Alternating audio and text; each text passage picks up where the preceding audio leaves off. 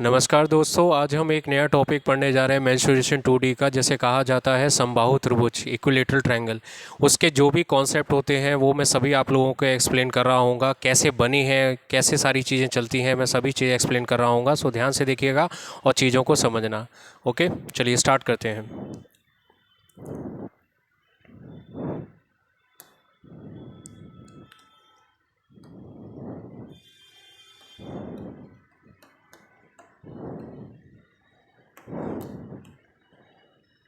देखिए, आज हम पढ़ने जा रहे हैं समबाहु त्रिभुज। इसके क्या क्या कॉन्सेप्ट होते हैं एक एक करके समझते हैं। आप लोग इसका स्क्रीनशॉट ले लेना।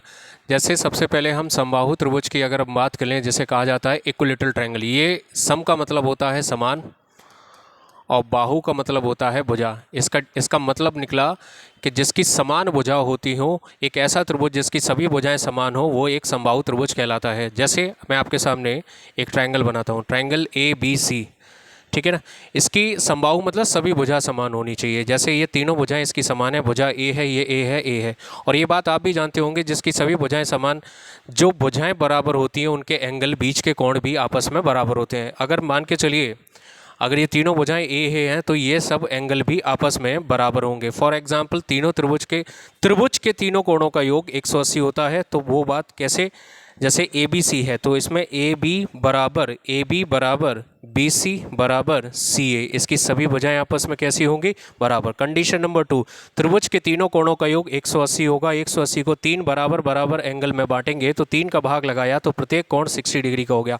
इसका मतलब एंगल A बराबर एंगल B बराबर एंगल C बराबर 60 डिग्री, यानी कि इसके सभी कोण का जो वैल्यू है वो होती है 60 डिग्री। कितनी होती है, 60 डिग्री, ठीक है। कंडीशन नंबर 3, मैंने अब तक आपको बताया इसकी तीनों साइड्स बराबर होंगी, तीनों एंगल भी आपस में बराबर होंगे 60 डिग्री के। तीसरा कॉन्सेप्ट है, अगर मुझे इसका पेरीमीटर निकालना है तो याद रखिएगा, जब भी पेरीमीटर की बात होगी यानी कि परिमाप की बात होगी, तो परिमाप जो होता है वो कुल दूरी होता है, टोटल डिस्टेंस, टोटल लेंथ। आप अपने घर से लेके किसी स्थान तक जो भी दूरी तय करके जा रहे हैं वो आपका पेरीमीटर होगा। तो चलिए इसका पेरीमीटर निकालते हैं। यहाँ से लेकर यहाँ तक हमने चले तो कितना चले, A। यहाँ से फिर यहाँ तक चले, कितना चले, A। और यहाँ से यहाँ तक चले, कितना चले, A। तो कुल दूरी कितनी होगी, A plus A plus A। तो अगर मैं इसके पेरीमीटर निकालूं तो पेरीमीटर आएगा क्या, 3 × A, और यही इसका पेरीमीटर होता है। अच्छा, अगर मुझे समबाहु त्रिभुज की हाइट निकालनी है, हाइट, इक्विलेटरल ट्रायंगल की हाइट निकालनी है, जैसे कहा जाता है ऊंचाई, तो इसकी ऊंचाई होती है √3a/2। मैं आपको ये भी बताऊंगा कि आखिर ये हाइट √3a/2 कैसे होती है। देखिए, 60 डिग्री का हो गया, ठीक है। यहाँ से मैंने एक मीडियन डाल दी, मीडियन दो बराबर भागों में बांटेगी, ठीक है, मीडियन डाल दी। अच्छा, ये एंगल बाइसेक्ट भी होगा, मतलब अगर ये पूरा 60 डिग्री है, 60 डिग्री है तो इसको दो बराबर भागों में बटेगा, तो ये हो जाएगा 30 डिग्री और ये भी हो जाएगा 30 डिग्री। और ये बात आपको थोड़ी सी पता होनी चाहिए कि अगर 60 डिग्री है तो इसके सामने जो है ये 1 होगा, और 60 के सामने जो है वैल्यू आपकी √3 होगी, 30 के सामने आपकी 1 होगी और 90 के सामने 2 होगी। जैसे कि 2 की वैल्यू A है, 2 की वैल्यू क्या है, A। 2 की वैल्यू अगर A है तो 1 की वैल्यू होगी A/2। 1 की वैल्यू क्या आ जाएगी, A/2। लेकिन हमें हाइट चाहिए, हाइट, और वो किसकी वैल्यू से आएगी, √3 की वैल्यू से आएगी। जब 2 की वैल्यू A है तो 1 की वैल्यू A/2। अगर 1 की वैल्यू A/2 है तो √3 की वैल्यू होगी √3a/2।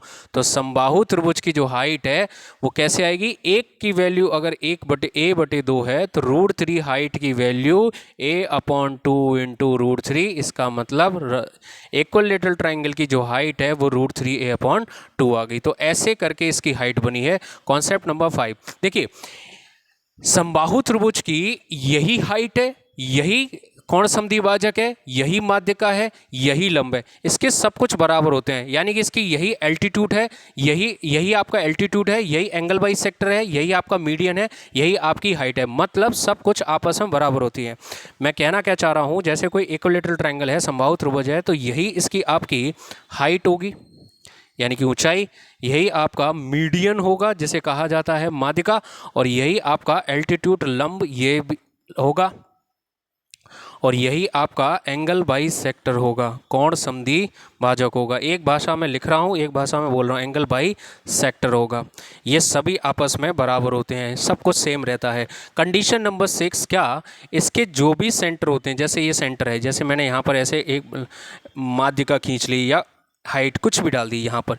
इसके जो सेंटर हैं, इसके जो सेंटर आ रहे हैं, ये वाले आप देख रहे हैं सेंटर, ये सब सेंटर आपस में बराबर हैं। मतलब यही आपका केंद्रक होगा, यही आपका लंब केंद्र होगा, यही आपका परिकेंद्र होगा, यही आपका अंत्य केंद्र होगा। ये आपका सेंट्रॉइड होगा, ऑर्थो सेंटर होगा, सरकम सेंटर होगा, इन सेंटर होगा। मतलब सभी सेंटर इसके बराबर होते हैं, यानी कि यही आपका सेंट्रॉइड है, यही आपका परिकेंद्र है, यही आपका अंतः केंद्र है। सभी केंद्रक एक ही जगह होते हैं और यही आपका लंब केंद्र है। सभी सेंटर आपस में बराबर होंगे। हिंदी में लिखा है, इंग्लिश में बोल देता हूँ। इसे सेंट्रॉइड कहते हैं, इसे ऑर्थो सेंटर, इन सेंटर्स, और इसे ऑर्थो सेंटर बोलेंगे, इसे सरकम सेंटर बोलेंगे। ठीक है। अच्छा, पॉइंट नंबर 6 के बाद पॉइंट नंबर 7 पर आते हैं। अगर मुझे इसका एरिया चाहिए, एरिया, तो एरिया का फॉर्मूला होता है √3a² / 4। अच्छा, ये फॉर्मूला बना कैसे है? देखो, अभी हम इस चीज़ को प्रूव करते हैं। जैसे अगर हमारे पास ये इक्विलेटरल ट्राइंगल है ना, इसकी हाइट हमने निकाल ली। इसकी हाइट क्या आ रही है? √3a/2। अच्छा, इसका बेस क्या है? बेस क्या है? ए। तो अगर मुझे इसका एरिया चाहिए तो एरिया का ट्राइंगल का फॉर्मूला होता है हाफ बेस इंटू हाइट। ठीक है। इसका बेस क्या है? इसका बेस देखिए, बेस क्या है? ए। इसकी हाइट क्या है? हाइट क्या है? √3a/2 इसकी हाइट होगी। अब इसको सॉल्व करेंगे, 2 दूनी 4, a/a²। तो इस तरीके से इसका इक्विलेटरल ट्रायंगल का एरिया का फॉर्मूला बना है। उम्मीद करता हूँ आपको ये बात समझ में आ रही होगी। ठीक है, आप इसका स्क्रीनशॉट ले सकते हैं।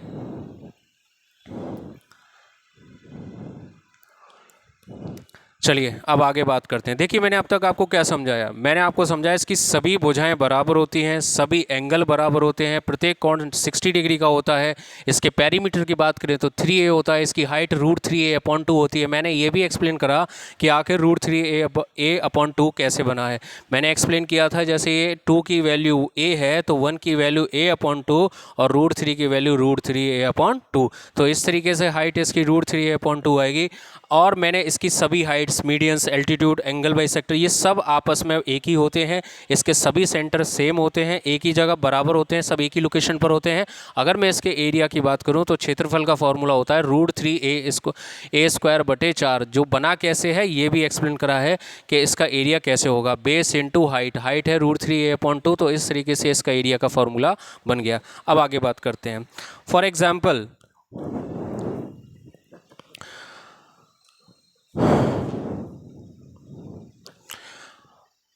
एग्जाम्पल हमने एक आपका समबाहु त्रिभुज बनाया। ये इसके अंतःव्रत है और ये बाह्य व्रत है।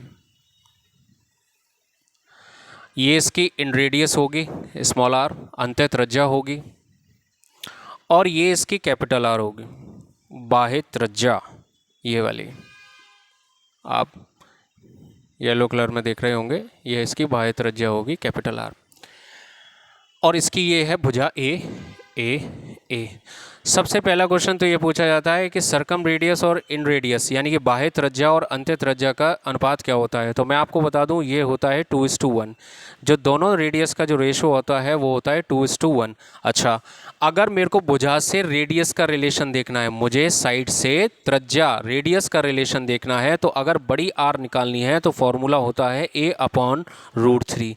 ये होगा बड़ी R आ जाएगी। अगर मुझे छोटी r कैप इन रेडियस अंत्य त्रिज्या निकालनी है तो उसका डायरेक्ट फॉर्मूला होता है a/2√3। ये हो जाएगी आपकी क्या? अंत्य त्रिज्या। अब मैं बात कर लेता हूँ कि ये चीज़ बनी कैसे। इसको कई तरीके से प्रूव किया जा सकता है। फॉर एग्जाम्पल, जैसे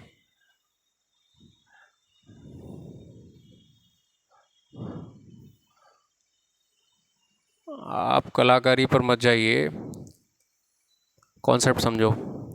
ये R, ये वाली भी R होगी, ये भी छोटी वाली R होगी, है ना, माफ़ कीजिएगा, ये वाली R होगी, और ये होगी कैपिटल R, जैसे कहा जाता है बाह्य त्रिज्या। ये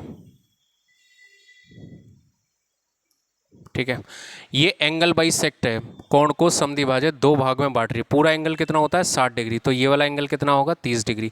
30 डिग्री के नीचे ये जो वैल्यू होती है ये होती है √3, और ये होती है 1, और ये कैपिटल R 90 के सामने होती है 2। ये वैल्यूज़ होती हैं, 30 डिग्री, 60 डिग्री और 90 डिग्री की वैल्यू होती हैं। ये √3 होती है, ये 1 होती है, ये 2 होती है, ठीक है। अच्छा, ये हमारा 2 का रेशो, ये हमारी वैल्यू क्या है, किसका रेशो है, ये कैपिटल R का। ये 1 रेशो किसका है, स्मॉल r का, स्मॉल r का, स्मॉल r का, ठीक है। अच्छा, ये मीडियन यहाँ से डाली है तो सामने वाली भुजा 2 भाग में बट गई। अगर यहाँ से लेकर यहाँ तक ये √3 है तो यहाँ से लेकर यहाँ तक भी क्या होगी, √3, आप कहेंगे √3 होगी। अब ये पूरी भुजा, पूरी साइड्स क्या होगी, √3 √3 2 √3, और पूरी भुजा 2 √3 की वैल्यू, पूरी भुजा हमारी कितनी थी, ए, तो पूरी भुजा ए के बराबर है। टोटल साइड्स 2 √3 की वैल्यू भुजा ए के बराबर आ गई। अच्छा, अगर 2 √3 की वैल्यू ए है तो 1 की वैल्यू होगी a/2 √3। और मैंने बताया कि 1 देखिए किसका रेशो है, अंतःत्रिज्या, तो अंतःत्रिज्या इन रेडियस की वैल्यू आ गई a/2 √3। अगर मुझे बाह्य त्रिज्या निकालनी है, बाह्य त्रिज्या बड़ी वाली त्रिज्या निकालनी है, कैपिटल R निकाली, तो मुझे किस रेशो से मिलेगी, 2 से, और अंतःत्रिज्या निकालनी है किस रेशो से मिलेगी, 1 से। अगर मुझे 2 की वैल्यू से 2 की वैल्यू निकालनी है तो कैसे निकालेंगे, जब 1 की वैल्यू a/2 √3 है तो 2 की वैल्यू होगी a/2 √3 इंटू 2, और 2 से 2 कैंसिल आउट हो जाएगा तो ये हो जाएगा a/√3। तो इस तरीके से सरकम रेडियस 2 के रेशो से आ गई a/√3, और इन रेडियस 1 के रेशो से आ गई a/2 √3। तो मैंने सिर्फ आपको यही नहीं बताया कि ये वैल्यू याद करनी है, मैंने आपको ये भी बताया कि फाइनली ये वैल्यू कैसे आई हैं। चलिए, आज के लिए इतना ही रहने देते हैं। उम्मीद करता हूँ आपको मेरी ये सभी बात समझ में आ गई होगी, ये मैंने सारी चीज़ें कैसे ड्राइव करी हैं। आज के लिए इतना काफ़ी है, ज़्यादा से ज़्यादा लोगों में शेयर करिए। जय हिंद दोस्तों।